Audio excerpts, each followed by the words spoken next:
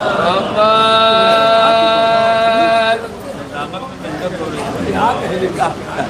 علیکم ورحمۃ اللہ وبرکاتہ۔ لا حول ولا قوة الا باللہ العلی العظیم۔ حسبنا اللہ ونعم الوکیل، نعم المولا ونعم النصیر۔ اعوذ باللہ السمیع العلیم من الشیطان اللعین الرجیم۔ بسم اللہ الرحمن الرحیم۔ الحمد للہ رب العالمین، بارئ الخلائق اجمعین، باعث الانبیاء والمرسلین۔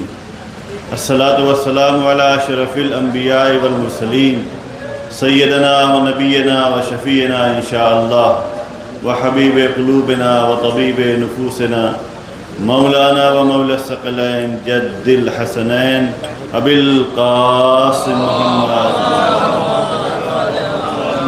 وعلى أهل بيته الطيبين الطاهرين المعصومين المظلومين، واللعنة الدائمة على أعدائهم ومنكري فضائلهم أجمعين۔ أما بعد، فقد قال إمامنا الصادق عليه السلام: يا معشر الأحداث اتقوا الله ولا تأتوا الرؤساء دعوهم حتى يصيروا أذنابا۔ ایک سلوات پڑھے محمد والے محمد۔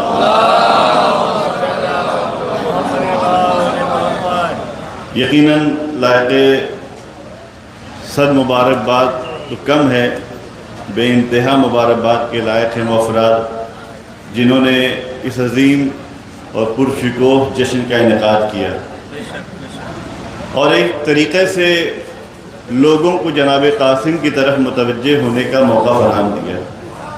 خاص طور سے ایک نوجوان، ایک جوان حسینی کا تذکرہ ہے، جوان حسینی کے سلسلے سے بزم سجی ہے، تو اس میں آگے آگے جوان کو ہی رہنا چاہیے۔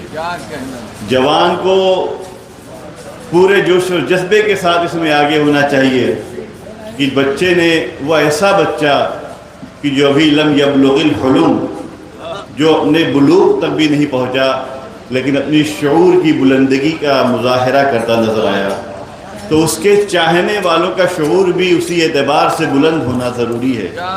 لہذا جوان جناب قاسم کو اپنا آئیڈیل بنائیں، جوان جناب علی اکبر کو اپنا آئیڈیل بنائیں، جوان جوانان کربلا کو اپنا آئیڈیل بنائیں۔ تو جب یہ جوان کربلا کے جوانوں کو آئیڈیل بنائیں گے تو یہ وہ جوان ہوں گے جو حسینی جوان کہلائیں گے،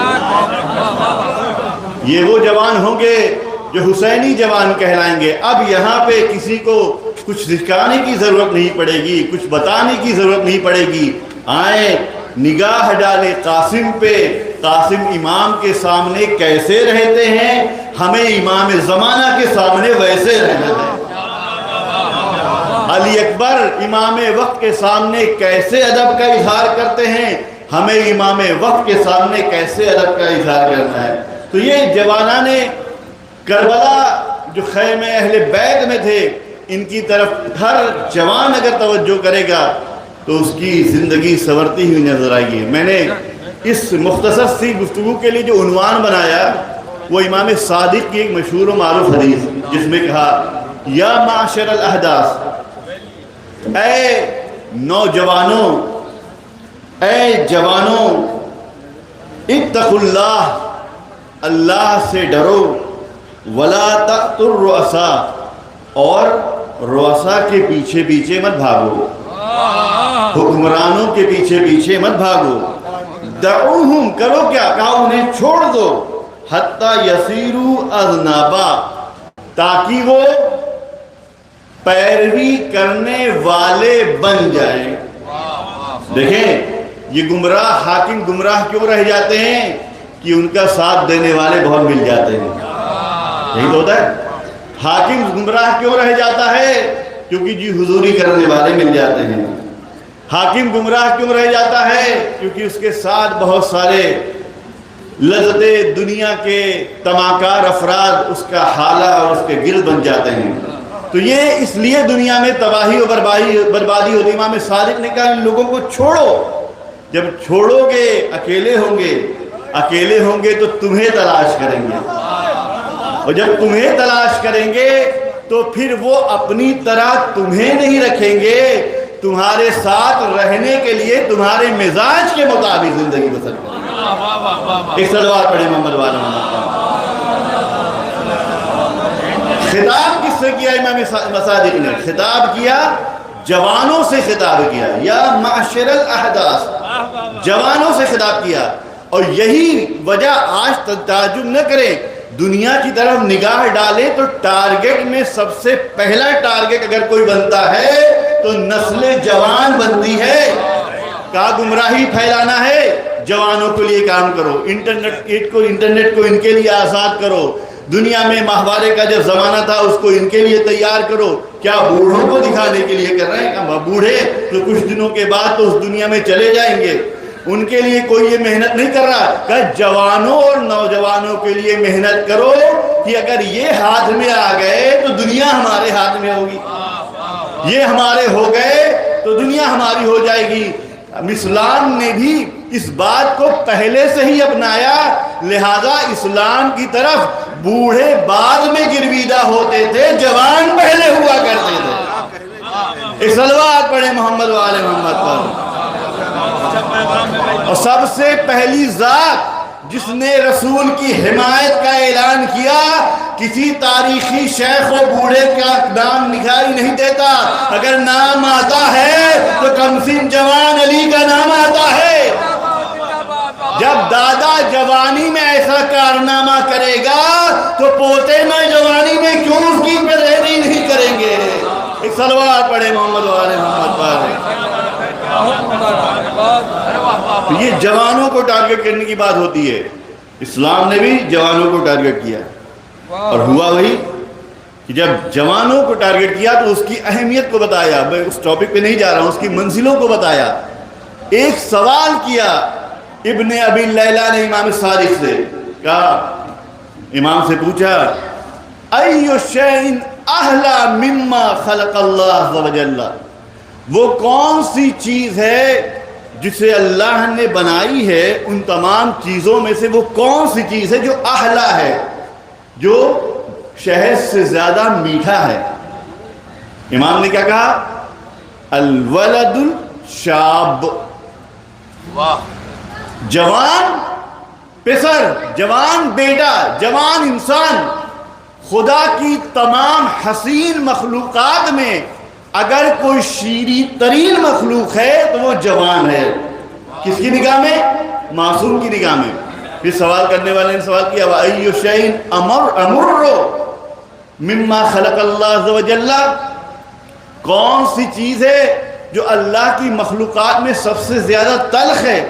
تو امام نے جواب دیا، دفعہ وفقدہ، اسی جوان کا دنیا سے گزر جانا، اسی جوان کا دنیا سے گزر جانا۔ اب اگر تلاش کرنا ہے کہ اشرف المخلوقات میں میٹھی قوم کون ہے، اشرف المخلوقات میں شیرین طبقہ کون ہے، تو وہ طبقہ اہل بیت کے ذریعے سے اگر تلاش کریں گے تو جوانوں اور نوجوانوں کا طبقہ ہے۔ یہ وہ طبقہ ہے کہ جسے اہل بیت نے شیریں طبقہ کہا گیا ہے۔ اب جب عام جوان کی اہمیت بڑھتی ہے تو وہ اس منزل کمال پر پہنچتا ہے کہ اشرف المخلوقات کے درمیان اپنے کو شیریں طبقے میں رکھتا ہے، شیریں کہلاتا ہے۔ لیکن قاسم وہ عام جوان نہیں ہے، قاسم کہتے ہم تو اس طبقے کے سردار تو ہیں ہی جو شیریں طبقہ ہے، ہم تو یہ بھی بتاتے ہیں کہ اگر موت حسین کے نزدیک آئے تو موت بھی شیریں ہو جایا کرے گی۔ ایک صلوات پڑھے محمد وآل محمد۔ کہا سب سے تلخ چیز کیا ہے؟ کہا فقد ہو، اس جوان کا فقد ہو جانا، فاقد ہو جانا۔ جناب قاسم نے کہا نہیں، سوال کیا ہوا تھا؟ موت کیسی ہے تمہارے نزدیک؟ تو جناب قاسم نے نہیں کہا الموت، الموت عندک، آپ کی راہ میں جو موت آئے۔ اس کا مطلب ہر موت شیریں نہیں ہوا کرے گی، ہر مرنا مٹھاس سے لبریز نہیں ہوگا، قاسم نے کربلا میں سن 61 ہجری میں واضح کر دیا، اگر حسین کے ساتھ تمہیں موت آئے گی، حسینی بن کے دنیا سے اٹھو گے تو میٹھی موت کے طلبگار رہ سکتے ہو، حسین سے دوری اختیار کر لو تو دنیا میں تو سختی ملے گی ہی، آخرت بھی ہلاک والی ہوگی، نجات والی نہیں ہو سکتی۔ ایک صلوات پڑھیں محمد وآل محمد پر۔ تو جناب قاسم کی زندگی کافی، ان کے زندگی کے شعبے ہیں، بس ایک دو شعبے کی طرف توجہ دلانا۔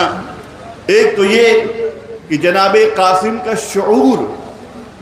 شعور یہ تھا کہ جس سن میں بچے مرنا نہیں چاہتے، یہ بچہ آتا ہے مرنے کا مزہ بتاتا ہے، مرنے کا مزہ بتاتا ہے۔ یہ شعور قاسم کی بالیدگی کی علامت و نشانی ہے۔ آخر کیوں نہ آئے؟ جناب قاسم اس کائنات میں اپنے بابا کے ساتھ کتنے برس رہے؟ صرف 3 سال رہے۔ اس کے بعد کی زندگی امام حسین علیہ السلام کے ساتھ گزری ہے، اور امام حسین سید الشہداء ہیں، یعنی اب تربیت حسینی جو ہوگی وہ شہید پرور انداز میں ہوگی کہ نہیں ہوگی؟ حسینی تربیت کا ایک نمایاں انداز جو ہوگا وہ شہید پرورانی کا انداز ہوگا کہ تربیت ایسی کی جائے کہ جوانوں میں شعور شہادت بیدار رہے۔ حسین کی یہ تربیت کا اثر دیکھنا ہے تو آؤ کبھی علی اکبر کو دیکھو، کبھی قاسم کو دیکھو، آؤ کبھی قاسم پہ نگاہ ڈالو، کبھی علی اکبر کے اوپر نگاہ ڈالو۔ دنیا بھی جوانوں کو ٹارگٹ کرتی ہے، کہا انہیں اپنا لیا تو سب اپنے ہو جائیں گے۔ اسلام بھی جوانوں کو ٹارگٹ کرتا ہے، ان کی اہمیت کو بتاتا ہے، ان کے مرتبے کو بتاتا ہے کہ اگر یہ اپنے ہو گئے تو دین کو کوئی برباد نہیں کر سکتا۔ کربلا میں جوانوں نے اپنے انداز کو ابھارا، ظاہر کر کے بتایا کربلائی نوجوان پہلے بھی بیدار تھے، پورے راستے بھر بیدار رہے۔ یہی وجہ ہے جناب علی اکبر نے جب کلمہ استرجاع راستے میں سنا تو مولا نے کیا کہا؟ قصہ بتایا۔ جناب علی اکبر نے کیا سوال کیا؟ افلسنا علی الحق، کیا ہم حق کے راستے پہ نہ ہوں گے؟ تو امام نے کیا کہا؟ ہم اگر نہ ہوں گے تو پھر کون ہوگا؟ ہم اگر نہ ہوں گے تو پھر کون ہوگا؟ اب جناب علی اکبر نے کیا کہا؟ اب مجھے لا باس، ہمیں اس سے کوئی خوف نہیں ہے کہ موت ہم پہ آ کے ٹوٹے یا ہم موت پہ جا کے ٹوٹے۔ یہ وہی تربیت حسینی جو شہادت پروری کی طرف انسان کو گامزن کرتی تھی، اسی تربیت کا ایک نمونہ اور نتیجہ اور نشانی جناب قاسم ہے۔ ظاہر سی بات ہے یہ حسینی تربیت ہے کہ اب اگر میدان کارزار میں جاتے ہیں تو اپنے خیال خام میں سب سے بہادر شخص کو بھیجا جاتا ہے، جاؤ اس سے مقابلہ کرو۔ اب ان کا خیال خام کہ وہ بہادر کو بھیج رہے ہیں 13 سال کے نوجوان کے مقابلے میں۔ یہ عظمت جناب قاسم ہے کہ کم سے کم وہ حرام کھانے کھا کے پھر بھی یہ سمجھتے ہیں کہ علی کے پوتوں سے مقابلہ اہل غیروں کا کام نہیں ہے۔ علی کے پوتوں کے سامنے وہی جا سکتے ہیں جو زمانے کا مشہور سورما ہو۔ یہ ایک خیال خام تھا۔ خیر آتے ہیں یہ سورما، آگے بڑھتے ہیں، جناب قاسم کیا کرتے ہیں؟ نام بھی مٹاتے ہیں، نشان بھی مٹاتے ہیں، نام بھی مٹاتے ہیں، نشان بھی ملاتے ہیں۔ ایک کا مٹایا، دوسرے کا مٹایا، تیسرے کا مٹایا، چوتھا کا مٹایا۔ اب مرحلہ یہاں پہنچ گیا کہ ابھی تک تو اس کا نام مٹتا تھا، اس کا نشان مٹتا تھا۔ قاسم نے جب عمل کو مکمل کیا تو پورے خاندان کا نام بھی مٹا، نشان بھی مٹا۔ صلوات پڑھے محمد وآل محمد پر۔ سبحان اللہ سبحان اللہ۔ یہ عظمت جناب قاسم ہے، یہ ان کی شجاعت ہے۔ اور اگر دیکھیں علم اور آگہی کی منزل کو، بس آخری جملہ کہ اسی مقتل میں ایک جملہ ملتا ہے کیا کہ شعور اتنا بلند تھا، معرفت حسین اتنی عظیم طریقے سے آپ کے سینے میں تھی کہ آپ نے فرمایا روحی لروحک الفدا۔ جب اجازت نہیں مل رہی تھی اور اجازت ملنے کے بعد مولا نے کلمات جناب قاسم سے ادا کیے گفتگو کی، اس گفتگو کے درمیان ایک سوال یہی تھا کہ ایسے وقت میں تم ہمیں چھوڑ کے جا رہے ہو. جناب قاسم نے کیا کہا؟ روحی لروحک الفدا، کہ میرے روح آپ کی روح کے لیے فدا ہو جائے. وہ نفسی لنفسک الوقار، اور میرا نفس آپ کے نفس کے اوپر قربان ہو جائے. یہ کم سنی میں وہی کہہ سکتا ہے جو سامنے والے کی معرفت رکھتا ہو، سامنے والے کا عرفان رکھتا ہو. تو قاسم بلو اس کے کہ لم یبلغ الحلم، حلم کی منزل کو بھی طے نہیں کیا تھا، منزل بلوغ کو طے نہیں کیا تھا، لیکن عملی اعتبار سے، آگاہی کے اعتبار سے، شعور کے اعتبار سے، شجاعت کے اعتبار سے، سمجھ کے اعتبار سے، حوصلے کے اعتبار سے، جذبے کے اعتبار سے، شناخت کے اعتبار سے قاسم اتنے عظیم و بلوغ نظری کے مالک تھے کہ پوری کائنات تاریخ اسلام میں بڑے بڑے بوڑھے بھی اس منزل تک نہ پہنچ سکے ولی رسول کے ساتھ رہے ہوں. لیکن جب پتہ یہ چلتا ہے صحیح نیت و معرفت کے ساتھ بچہ بھی اہل بیت کے ساتھ ہوتا ہے تو قاسم جیسا عظیم ہوا کرتا ہے. اس صلوات پڑھے محمد و آل محمد پر.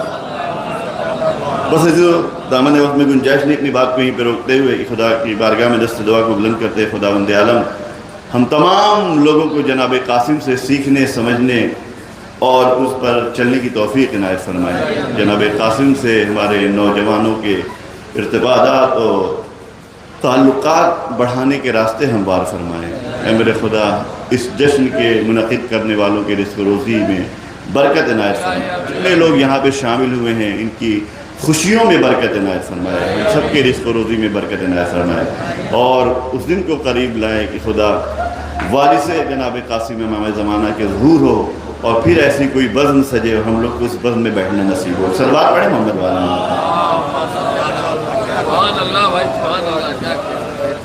سرکار کی بصیرت افروز تقریر کے بعد آئیے پھر شعری ماحول کی طرف چلتے